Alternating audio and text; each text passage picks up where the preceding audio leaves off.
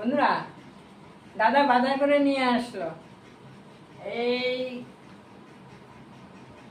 আলু, তারপরে বন্ধুরা রসুন, পেঁয়াজ, লঙ্কা, দেখি আরো কি নিয়ে আসছে দেখি।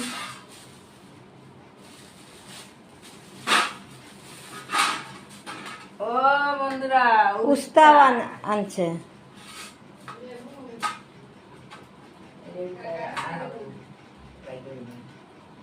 টমেটো,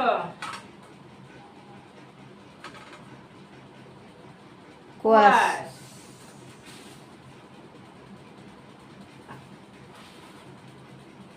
পেঁপে, কলা গাছ আছে না বন্ধুরা, কলা গাছের ভিতরে যে হয়, আমরা ভাড়ালি বলি আর কি।